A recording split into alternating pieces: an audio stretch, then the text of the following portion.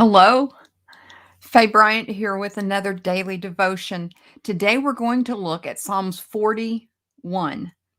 We're going to be talking about the benefits of patient waiting. Before we get started, though, allow me to introduce myself. I am Faye Bryant. I'm an author, coach, and speaker who helps people just like you escape the lies of the enemy, live into God's truth, and build a life worth living and a legacy worth leaving. I have opportunities available for you to do that. If you will look at my website, faybryant.com, you will see those. You can even sign up for a coffee break time with me, 15 minutes, where we talk about what you're looking for, what you need in your life, where you want to go. And then we'll see if I can help you with that. And if not, I might have information to get you to the place where you can get the help. Okay. If you are um, well, you would be watching or you wouldn't be hearing me say this. I get tongue-tied at times. I'm so sorry. But it's who I am, and this is just as real as it gets. As you're watching, would you be so kind as to leave some comments and let me know what you're thinking? Let me know where you're joining me from. That would be great. I love to connect with you. Even if you're watching in replay, let me know. That way then we can connect, and who knows? We may be able to help each other down the road. That would be fantastic. Okay, now let's get started. Excuse me. We are looking at Psalms 41. I waited patiently for the Lord to help me, and he turned to me and heard my cry. Let's talk. David, shepherd boy become king, wrote of all his feelings and thoughts. He shared his deepest longings and frustrations. And in this focus verse, he shares about a time of despair. He felt as though he were in a pit filled with miry, mucky mud. He was unable to pull himself from that pit. No amount of daily affirmations were working. No self-help books helped.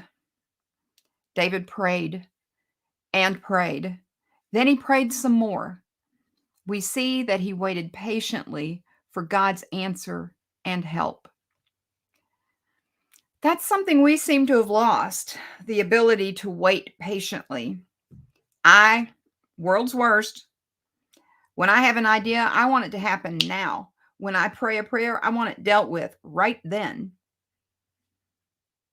It's like we think God works on microwave time, like a cosmic vending machine that produces whatever we want the instant we push the buttons.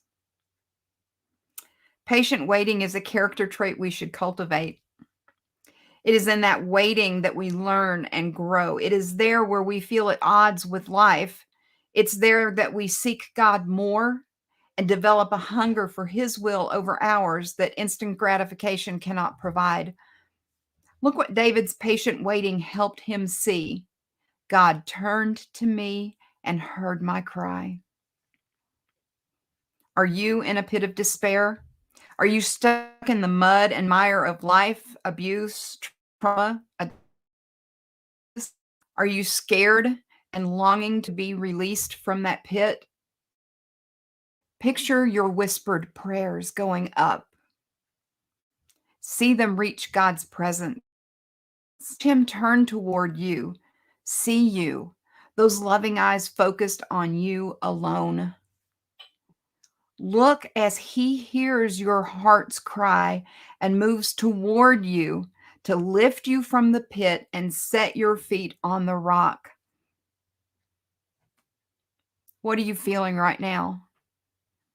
As I wrote this, I was in tears. I remember the pit. I remember thinking the only way out of my pain was death. And I remember God turning toward me and hearing my cry. It wasn't instantaneous after my first prayer. I felt so alone, so lost, so unwanted and unaccepted. But then, in his perfect time, the creator of the universe turned toward me. He looked at me. He heard my prayer. He came to me. He lifted me from that pit of death and set my feet on a solid rock and steadied me as I began to walk. He has restored to me my purpose, and now I know what it is to wait patiently on Him. Believer, whatever pit you're in, don't shy away from seeking God. Don't think you'll never make it out. Don't believe that you're doomed. Ask God. Ask Him again and again. Trust that the one who turned to David and turned to me will also turn to you and hear your heart's cry. Get ready to be lifted from your pit so that you can get walking. Patient waiting. You can do this. Coffee, Bible, journal. Oh, don't we like things done right now? Don't we like our thoughts to come in? It's like, whoop, we're done with them. I mean, we don't like to wait in the drive-through lane. It's fast food. We should have it fast. Order done. Order done. But we also want fresh food, and that doesn't work. We don't like waiting in line. We don't like going slow. We don't like being patient. But it's a necessary thing. And the whole concept of instant gratification is something we as believers need to back up from. Truly, we do. And I'm talking to this woman right here. When we receive instant gratification, what do we learn? What do we become? We become a person who can demand and receive, demand and receive. And what kind of character is that? I don't think it's who I want to be. I want to be a person who can make a request and dwell in His presence and dwell in His timing and see Him work. Now, see, I'm saying that now, and watch when I get in traffic, I'm going to be kind of ugly. No, I'm going to rebuke that now and say, no, I'm not. I'm going to think about God and I'm going to be nice. And I'm not going to be bothered by having to wait. I think therein is the patience. I'm not going to be bothered by having to wait. Can we do that? Can we do that? Can we become a people who refuse to be bothered by the waiting? Can we accept that not everything that we want done right now is the right thing? Sometimes we need to wait on God. Sometimes He gives us an idea, but His plan for the fruition of that idea is some time out. But He wants us working toward that idea so that He is glorified. See, that's the thing with everything that we do. Our job, our purpose in life is to glorify God. Now, we have all kinds of unique purposes. Each of us has a unique purpose. We are designed and created for that specific purpose. But that specific purpose works together with everybody else's specific purpose, and it glorifies God.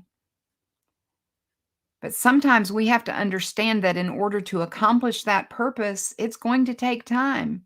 It's not going to be a one and done.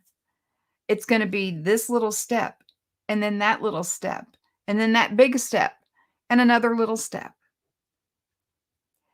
And we have to make the decision to not become frustrated when it's not done. Yeah. Waiting patiently. Waiting patiently. See, most of us don't have a problem with the waiting. It's the doing it patiently. We got to get to where we can do that. And when we do, We get to see God in action. We get to experience his presence. Could there be anything better than to have God himself turn toward you and listen to you? Do we not love that when somebody cares enough about us to stop what they're doing, turn to us, and listen directly to us? That's an amazing gift that we can give each other. And it's an amazing gift to receive. And then when we realize that God himself does that, oh my goodness, patiently waiting to experience the God of the universe.